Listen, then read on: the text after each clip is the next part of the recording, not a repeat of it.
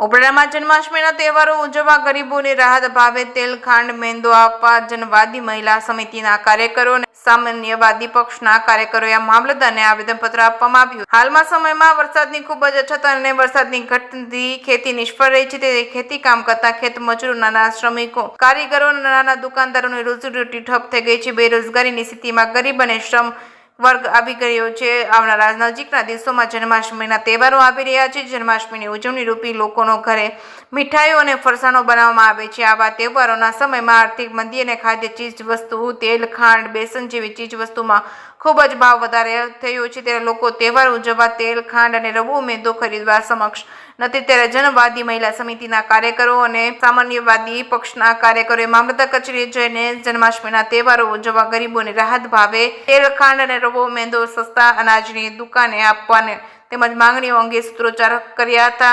રાજ્યના પુરવઠા મંત્રીએ સંબોધન કર્યું હતું કે આવેદનપત્ર પાઠવી માંગ કરી હતી કે જન્માષ્ટમીના તહેવારો નિમિત્તે દર મહિને અનાજ મેળવવા તમામ પરિવારોને જન્માષ્ટમીના તહેવારો અંગે ખાંડ, તેલ તેમજ મેંદા જેવા પુરવઠો રાહત ભાવે આપે અને સસ્તા અનાજની દુકાનેથી 1 સપ્ટેમ્બરથી આપવા માંગ કરવામાં આવી હતી.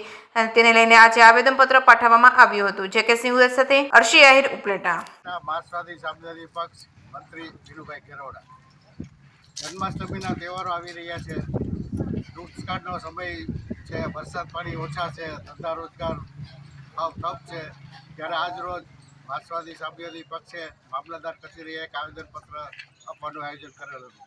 આ આવેદનપત્રમાં ગરીબ અને મધ્યમ વર્ગના લોકોને રાહત ભાવે ખાંડ, તેલ, ગોળ, રવો, મેંદો સસ્તા અનાજના ભાવ પરથી મળે એવી અમારી માગણી છે. અત્યારે ધંધા રોજગાર બંધ છે, ખેતીના કામકાજ પણ બંધ છે. તો આપણા શ્રાવણ માસમાં જન્માષ્ટમીનો તહેવાર સૌરાષ્ટ્ર માટે મોટામાં મોટો તહેવાર ગણાય છે. આમાં ગરીબ અને મધ્યમ વર્ગ લોકો ખાદ્ય ચીજો કેવી રીતના ખરીદી શકે? છેલ્લા ખાંડ, ગોળમાં બેફામ ભાવ વધારો આવેલો છે. પેટ્રોલ, ડીઝલ, ગેસમાં ભાવ વધારા છે. તો સામાન્ય માણસોને આ તહેવાર ઉજવવા માટે રાહત ભાવે ખાંડ, તેલ, ગોળ અને મળે તો તહેવારો ઉજવી શકે.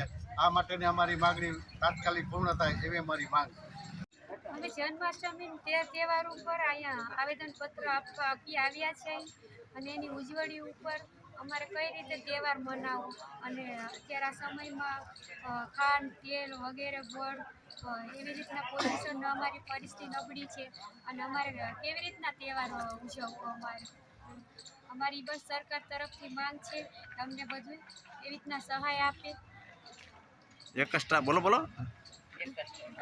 સહાય આપે ને અમારી માંગ પૂરી કરે. અને અમે નહીંતર તો અમે ગરીબ માણસો અમે કેવી રીતના તહેવાર મનાવી શકશું. અને બસ અમારી સરકાર તરફથી અમારી જ બસ રાજીજી છે કે અમને ખાંડ, ગોળ, તેલ વગેરે એવી બધી વસ્તુઓ અમારી માંગ પૂરી કરે.